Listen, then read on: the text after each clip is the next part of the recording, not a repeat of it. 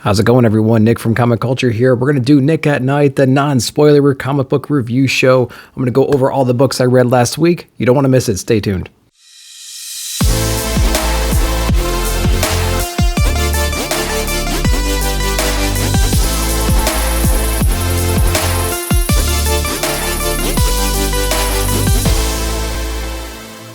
All right, welcome back. Let's dive into these books. We're going to start over in Marvel. This is Fantastic Four Life Story number 6. This is the 2010s issue right here. I've been actually digging Fantastic Four Life Story. I'm not a well-trained, well-versed Fantastic Four person.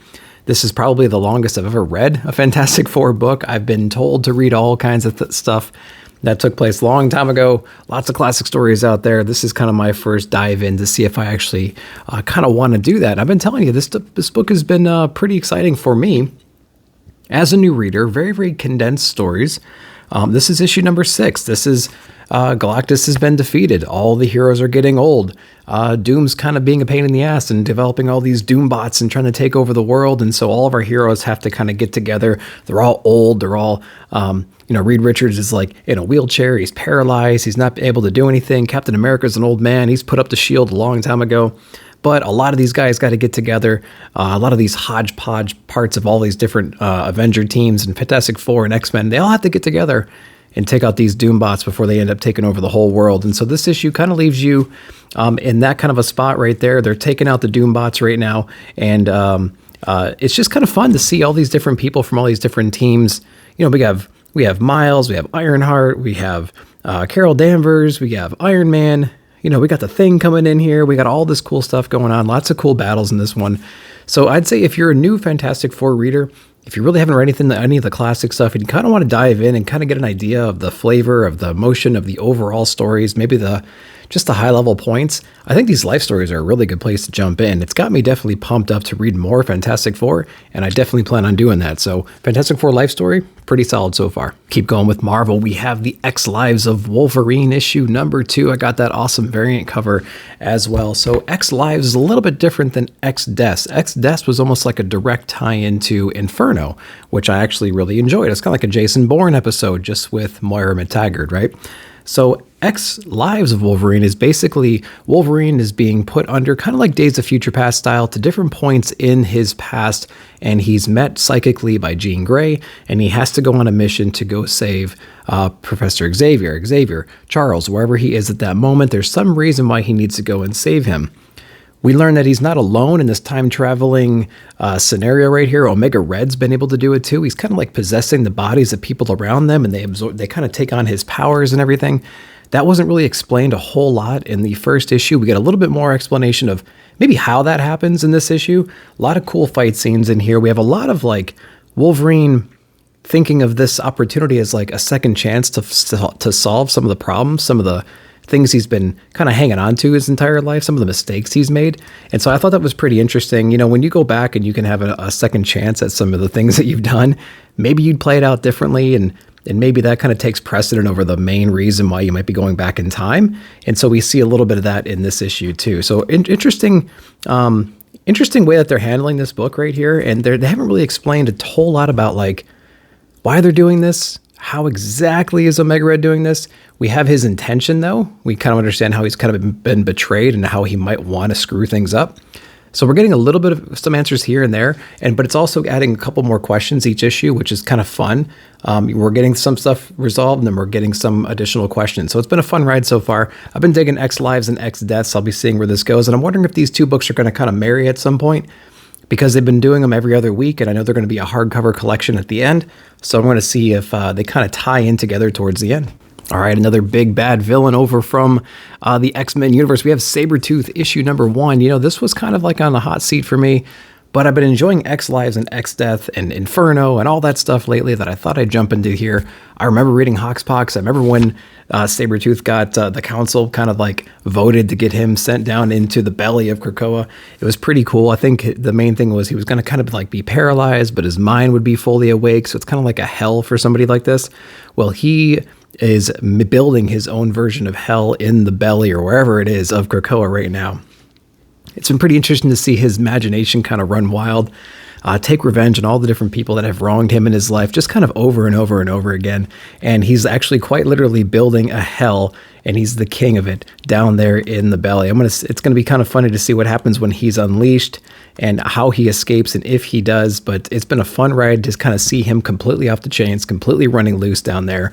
And even if it's maybe in his own mind, just kind of taking over and being pretty much Satan in this book. So pretty interesting read. I've been digging it so far. It kind of fits nicely in the overall world, keeps us in that whole Krakoa era, and I've been digging it so far. So we're on issue number 1. Not too bad. All right, I told you I kind of wanted to get into some more Fantastic Four, so I picked up Reckoning War number 1. Dan Slott's on this book. I've heard some good things about his writing and his runs and whatnot, and I would say this is actually, there's a lot of deep cuts. As a new reader, I don't exactly know if the plot of this book, if the people they introduce, the stories they refer to, are just old canon that I just don't know anything about, or is this all kind of new concepts that are being introduced in this book? So if you're a really big hardcore fan of Fantastic Four, you know what's going on with the Watcher, you know all this kind of stuff, let me know down below if this is like a continuation of some classic story, or if this is kind of like new material they're exploring right now. But I'll tell you what, if it is an old classic story, they do a hell of a job of kind of catching up new readers and kind of showing them the gravity of the situation. They give you just enough backstory in an interesting way, in a more natural way, organic way, through the eyes of Reed Richard and the Fantastic Four. So we have the Watcher in here, kind of retelling the story about him and all the other Watchers that are out there that took on this gigantic threat in the past. That threat has found a way to kind of bring itself back up. Eternity, like the embodiment of eternity, is under fire right now. He's sick. There's some kind of plague that's going around right now. And so it's all a story about what that is and what they can possibly do about that. I thought it was great. I really enjoyed the art. I thought the pacing was really fun. So again, if you're kind of new to Fantastic Four, I think you can jump into this book, and they do a really, really great job, like I mentioned, of bringing you up to speed, telling you what the threat is, and kind of letting you know what the next steps are. So Reckoning War is a book that I'm probably going to keep picking up because it was pretty awesome in the first issue. Dan Slott's writing is pretty fire in this one as well, so it was a really good read. All right, we're going over to Daredevil Woman Without Fear. This is issue number 2. I love that cover. This is the A cover right here, and so I was really digging the art in the first one. I think it was De La Torre, right? Yes, Rafael de la Torre, so Chip Zdarsky's on the writing. The art style is really cool. I like how they do scenery. I like how they do snow, how they do action, all the lines, all the fight scenes and stuff, and her hair's drawn really well. The facial features are perfect. I just really like all that. Everything's kind of sharp but detailed at the same time. I really enjoyed that, and the perspective shots are really fun. In this one, we had a surprise hunter that showed up at the end of the last issue. He likes to go around and hunt people in this universe right here. So you can kind of take that little hint about who that might be. It's interesting because it's actually connected to her past a little bit. The Hand is kind of seeking revenge. They want her back. They're pissed at her that she couldn't recruit Matt Murdock back in the day, get Daredevil to join them. And so a lot of her history is kind of catching up with her. And that's because a lot of the files that Wilson Fisk had on people, he released her file to some people. So we're kind of understanding what that means and who might have her information. Going after her, she's kind of tying up loose ends in her personal life to make them, to make maybe certain people in her life not targets for other people to kind of go after. It's kind of like that classic superhero thing. I wear a mask not to, protect me, but to protect the people that I care about, kind of a situation. So I thought it was pretty cool. I like the way that it's kind of layered out right here. The art's amazing. I love that in this book. So we're going to keep rolling with Woman Without Fear. It's been pretty fun so far. All right, so that's it for Marvel. I actually don't have any DC books, but I did only pick up 2. It was Batman and Arkham City. So I will let you guys know maybe next week or on Instagram or something like that what I thought, or maybe I'll do some shorts. I'm not entirely sure. We're going to jump over to Indies. We have one AWA Upshot book. It's a brand new number 1. And this is Primo's number 1, or Primos. I don't know how to pronounce this one. Interesting concept. It's like about magic and Mayans and some space travel. And you throw in like a little modern flair into it. And that's what you get right here. The basic story is, I think a long time ago, from what I understand, the Mayan Empire kind of rose up, took over, even did some space travel. And they kind of met these other Mayan civilizations in this like central location up in the galaxy somewhere through some kind of space travel. And basically they were told by this race that they needed to be like one chain link in this like network of security and protection. And then, if one chain was broken, it would kind of all fall apart, and everyone needed to play ball for this whole thing to work and everyone to be prosperous. And so basically all I had to do is go back to your world and make sure everyone's being nice to each other. Everyone's being congeal, right? And so we have kind of a Cain and Abel situation going on. One brother's really into it. He's kind of like the more faithful one. The other brother, who's more in charge of like the technology, he's more of like the Cain figure, and he's a little bit more defensive and questions more things and stuff like that. And so they ended up coming back home. And everything kind of gone to hell, and it's kind of like more present day. I got from the story here. So the Mayan temples are all grown over, the people are all gone, civilization's kind of grown up, and now we're more like in present day versus, thousands of years ago. We pick up with like a boy and his family, and the boy's kind of a troublemaker, and he's having these weird visions. He finds out he's some kind of old relative of the person that went back in time, or the person that did the space travel, and he's got all these magic powers that he's trying to figure out. It was a fun ride. The beginning is a little bit confusing. It's not too bad. It's fun. It's got a lot of humor in it. The art in it's not too bad at all. I'm not a big fan of that style of like faces and things like that, but I do enjoy the backgrounds. It's like simplistic in certain areas, but then very detailed in others, and it's a very weird book. I don't think it's quite balanced enough in the art style. The story itself is kind of intriguing. It was interesting, but then I think it kind of like it ended not abruptly, but like I just kind of wanted to know more. It kind of sends you in one direction, then it's like, nope, that's not how it's going to end. It's going to end this way, and you're like, it's kind of like misleading in a way. So I don't know. It was decent. It was a decent first issue. It was interesting for sure. It is only 4 issues, so it's probably good just to get the next one and just kind of finish it out and see where it goes and hope for the best. So not a bad book right here. Interesting number 1. It's a lot different than anything else I'm reading right now, so we'll be sticking with it. All right, I've been talking about this series for a little while now. It's Magic Order Volume 2, issue number 4. Got the black and white cover on here. So we got Mark Millar on this story. So this one's taking a weird turn. It's almost like you need to kind of read it a couple different times. Basically, the whole premise is we have 2 rival factions that are all magic users. We have the Magic Order, and then we have the other guys that are kind of banding together to take out the Magic Order. Everybody wants a claim to the whole world. They used to run the world back in the day, all the magic users, and so they're a little bit bitter that things have gone the way they've gone lately. What is super consistent in this book is just the creative ways that they use magic to kind of attack each other and kill each other. So it's always really fun to see all these different creative ways that they kind of go about doing that. But this is more a story about the bad guys kind of doing some of the dirty work to kind of figure out and interrogate some of the low-level gangsters out there about who is attacking them, what's their ultimate plan, why are they stealing these certain relics. I feel like this is definitely a story that you kind of have to read a couple different times, and maybe it's going to read better in trade because I lose a little bit of the narrative. I lose a little bit of like the who's who and who is in charge of what and things like that. But I would definitely recommend this story. I would recommend reading it in a trade though. And it's a little bit difficult, even if you kind of know what's going on, to read these single issues. And so, but Magic Order, it's a really, really fun book. I don't think it has a lot of love out there. Definitely check it out if you're on the fence. All right, the long-awaited Nocterra issue number 7 from Scott Snyder. Pretty crazy run. We had our Blacktop Bill special, a couple months ago or last month, I think in January, and that was okay. It was all right. It was enough to kind of bring us back into that world again and kind of get us ready for this one. This issue is a lot different than issues that we've seen before. It's basically our convoy of different kinds of people that she teams up with, and it's a little bit of their origin story and where they're going. The cool thing about this book is they do a good job of kind of like reintroducing you to the world and how things have been like set up and destroyed. It's like they bring you to these whole towns, these whole like truck stops and things like that this particular one is called the Drive-In, and they kind of build up the story about what it used to be and how grand it was and how safe and secure, but it's kind of like run over now and old. What it does is it kind of adds a lot of age to the story. So like nothing is brand new in this one. Everything's a little bit run down. Everything had its prime, then it kind of collapsed and fell. So it's kind of fun to see all these different cities and these little areas kind of like overrun and kind of thrown to the wayside. And yet they're still somewhat operational. But we get introduced to a ton of new characters in this issue. And we also get introduced to Blacktop Bill's new enemies. So we learn that he's kind of maybe like part of a program, part of like a Weapon X kind of a thing. And there's other versions of him out to hunt him. And so he's kind of on his own, taking out them, trying to hunt down our heroes as well. And our heroes are kind of up against the wall right now. They don't really quite know where to go next. And they think Blacktop Bill might have some answers. So I think we're going to have a hunter becoming the hunted kind of a situation coming up soon, which I'm really excited about. We have a whole team of people versus one guy. We're going to see what happens.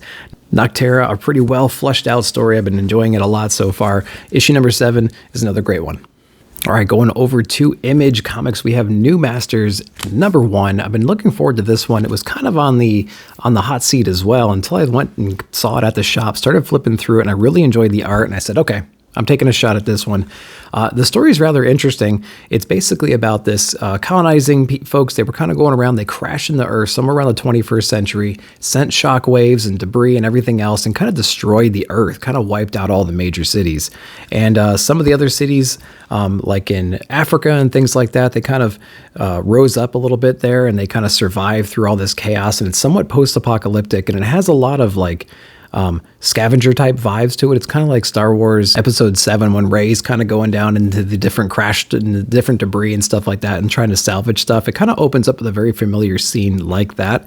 And so you kind of understand what's valuable, what kind of minerals are out there. You kind of see the different power structures that are at play as well. So there's a lot going on in this book. There's very, very beautiful art in here. There's a lot of good world building and expansion in here. We understand some different people from all over the place are kind of after this single gem that's kind of buried away right now. So we're going to have very soon in the upcoming issues, we're going to have like the best of the best from all these different factions all hunting this single relic pretty soon. So it's going to be pretty fun to see how that turns out. And I'm just having a blast with all the different characters and the world building in this and the art style and everything. New Masters was kind of a gem for this week. I actually really enjoyed this book a lot. Definitely going to pick up the rest of these. Go check it out. All right, another book we've been waiting for a long time is to get back into Geiger. We have an 80-page giant touching on all kinds of different people. This is the #1. I got to see if there's like anything else after this one. I can't remember. They tease a few different books at the end of each one of these chapters, or at the end of a few of these chapters, and I was digging pretty much every one of them. Geiger is one of those series from last year that would have made my top 10, and I didn't know how much I missed it until I started reading this book right here. So I don't think that there was probably maybe 1 or 2 weak stories in this book. There's probably 7 or so little stories inside of here. And we touch on everybody from Milky Way, the Disco Queen, to the origin of Barney, the little 2-headed dog that that Geiger's been walking around with. We get Bonnie, the most wanted woman alive. We have Goldbeer's secret treasure. We have the victims of Safari Bob, and we have Tales of the Unknown Soldier. And with any book that has a compilation of different stories, there's some really strong ones. There's some rather weak ones as well. But I just really enjoyed kind of getting back into this world and seeing all these different characters. It opens up real strong with like George Washington using magic and stuff. So it's actually a flashback, and it kind of flashes forward a little bit, and there's some more present day stuff as well. So I was really digging that. So yeah, we're going to get some more Geiger stuff soon. We're going to get, maybe not every single one of these is going to expand into future stories, but we definitely had 2 or 3 that were announced in this book coming later in 2022. So if you're not over Geiger yet, pick this one up, and then you're going to get some more stuff later this year. All right, we got a couple more books left, just 2 more Image books to go. We have Newburn, issue #3 from Chip Zdarsky and Jacob Phillips. Now, issue #1 was really interesting. It came out around the same time as Human Target #1, I believe. It was the same week, and there was a lot of comparison about those two because we both have like aging older men that were like detective based and just really were capable, and they knew how to take care of business. They've been around a long time, extremely experienced. So it was fun to see the contrast between those two characters. Those books have since, the release schedule has since not been the same anymore. So it's been kind of fun to kind of get that style of character for every other week. But we're into Newburn #3, and so this is actually the conclusion of arc #1, and I think it fell a little bit flat for me. Issue #1 was definitely interesting. It introduced the concept. We realized how much of a badass this guy is. He kind of picks up a new recruit. Issue #2 was diving more into like we're reviewing this gang killing that happened, and so the girl that he's kind of teaming up with now takes on a bigger role of trying to like piece together different clues, but she's also piecing together clues against Newburn because she doesn't exactly trust this guy. And everybody she talks to is saying this guy's bad news and stay away from him. In this issue here, they kind of expand more and realize it's not just one gang that's being killed, it's all these different gangs are being killed, and someone's doing it. And it looks like the same guy is doing it. So Newburn's on the case, trying to figure it out. He's got all these different gangs pissed off at him because they're supposed to work for him. And he kind of figures it out in the last 2-3 pages. And it's just kind of over. And so that's the biggest complaint about this one. We had we had some interesting build up in issue #1. Issue #2, again, it was kind of a little bit more detail, and you kind of were feeling a little bit weird about Newburn. You're like, is this a good guy or not? He's not really a good guy. But you you were kind of going against him a little bit in issue number 2, and then issue 3 kind of took a different direction and then finished up the whole story rather quickly. And we're just going to have to see where it goes from there. I'm interested to know what you guys thought about issue number 3. I would say the art style is pretty cool. There's a lot of interesting color and stuff. It's not very detailed. It's the classic Jacob Phillips style. And so, yeah, it was all right. There's some journal entries in here, which kind of helps support some of the things we learned in issue number 2. So as a whole, it's kind of like, okay, we'll see where it goes. It ended too abruptly for me. He solved it too quickly. It didn't seem like it was something the reader could solve. Maybe they missed some pieces in the beginning. Or maybe I'm just stupid. I don't know. Let me know down below. Did you guys figure out who was the murderer in this story before Newburn did? Or did it just kind of end abruptly, you think? Let me know. I'm interested to know what you thought about that. Newburn number 3, it was all right. All right, we're on our last book. We have crossover issue number 11. This is Donny Cates. This is the Donny Cates issue. He writes himself into his own book, and I guess it's supposed to be that way. It's supposed to be super, super meta, which they did a good job of. This one read really, really fast, I thought. It was an interesting story. I wasn't this interested in crossover since, like, the beginning, probably. So we're probably like 8 issues in since I've been this excited. So Donny Cates is in here. He's trying to explain, or they're explaining to him that all this chaos kind of started because he kind of wrote all this and there was no ending and he doesn't quite know what he's going to do yet. So he's been locked up, being forced to kind of finish his story, which I thought was kind of cool. Again, there's so many like fourth wall meta kind of stuff happening in this book right now. It's a little bit kind of difficult to kind of understand from time to time, but we basically have Donny Cates being kind of the root of all evil in here, and he needs to finish this story before all things go to hell. So we realize, though, that there is a killer kind of on the loose, and we do get the awesome reveal of who that is at the end. I'm not going to spoil it, but someone's been killing all these different writers throughout the universe, and we get to know who it is. And I, for one, am extremely excited about who they picked.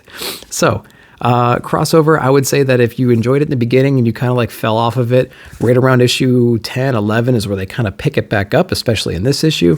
And I think you're going to really enjoy the little addition, the extra character they bring in at the end of this book. So I think there's only a few issues left, if I'm not mistaken. We're going to keep riding it out and see where the story goes. So guys, that's what I picked up this week, and that's what I thought about it. Let me know what your favorite books of the week were down below in the comments. I appreciate you watching. Like, subscribe, share, hit the bell notification for future videos. See you in the comments.